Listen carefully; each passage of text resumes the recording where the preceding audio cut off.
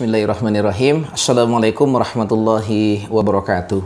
Anak-anakku sekalian, siswa kelas 10 program keagamaan yang mudah-mudahan dirahmati Allah Subhanahu wa taala. Kali ini kita berbicara pada bab yang keempat. Materi kita Al-Quran Hadis, yaitu masalah ikhlas dalam beribadah. Anak-anak sekalian, dalam pelajaran akidah kita harus mensucikan diri kepada Allah, bertauhid kepada Allah Subhanahu wa taala, la syarikalah, dan tidak mensyarikatkan Allah dalam kondisi apapun. Nah, termasuk ketika kita beribadah, beraktivitas, hendaklah niat kita hanyalah karena Allah Subhanahu wa taala. Karena kalau seandainya niat kita bercampur dengan kepentingan manusia, Allah tidak menginginkan yang seperti itu. Ada orang yang sholat, tapi karena dia takut dengan orang tuanya, karena segan dengan pimpinannya, karena ingin dipuji oleh seseorang, pada waktu itu niatnya, ibadah sholatnya tidak akan diterima. Dan Allah akan serahkan kepada siapa yang dia tadi segan untuk memberikan pahala. Kalau dia takut kepada orang tuanya, ya silakan orang tua itu nanti akan beri pahala. Allah tidak akan berikan pahala. Ini tuntunannya bahwa kita digiring agar kita ikhlas kepada Allah Subhanahu wa taala. Apa itu ikhlas? Tarkur riya fil ibadah. Membuangkan sifat riyah dan sum'ah dalam beribadah. Riyah itu adalah berbuat agar kita dilihat oleh orang. Kalau berbuat agar kita disebut-sebut sebagai orang yang hebat, dipuji-puji oleh orang, itu namanya sum'ah.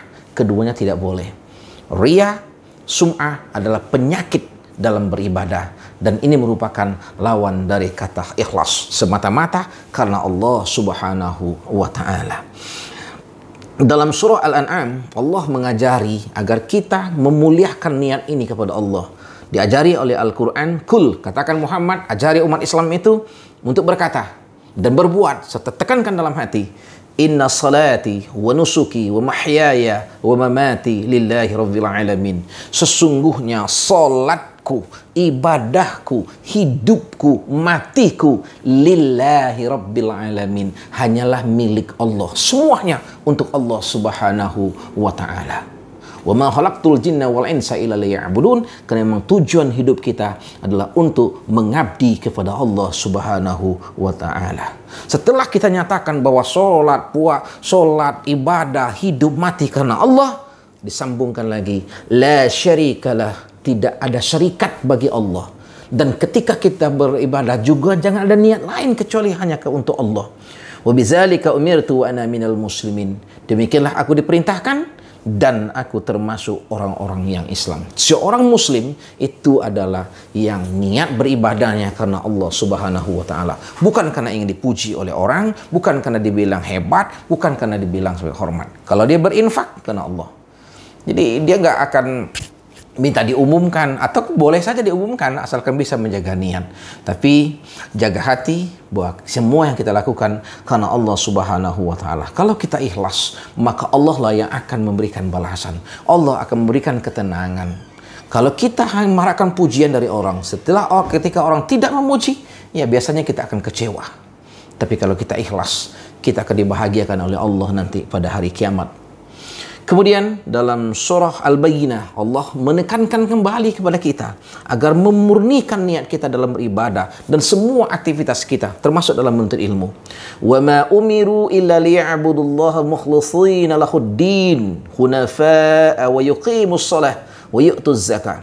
Dan tidaklah kamu diperintahkan kecuali kamu menyembah Allah, beribadah kepada Allah, mengabdi kepada Allah, mukhlishina lahuddin, ikhlas dalam beragama, hunafa, yang lurus, wa yuqimus shalah, kemudian kamu melaksanakan salat, wa yu'tuz zakah, dan kamu membayar zakat, wa zalika dinul qayyimah, itulah agama yang lurus. Kalau kita beragama yang lurus, muluskan, ikhlaskan niat karena Allah Subhanahu wa taala dalam apapun, salat, zakat, puasa, haji.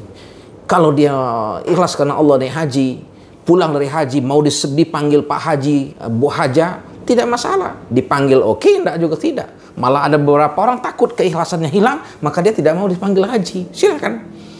Tapi repotnya nanti kalau tidak dipanggil haji dia marah. Nah, ini biasanya orang ini nilai keikhlasannya sudah hilang. Termasuk dalam menuntut ilmu.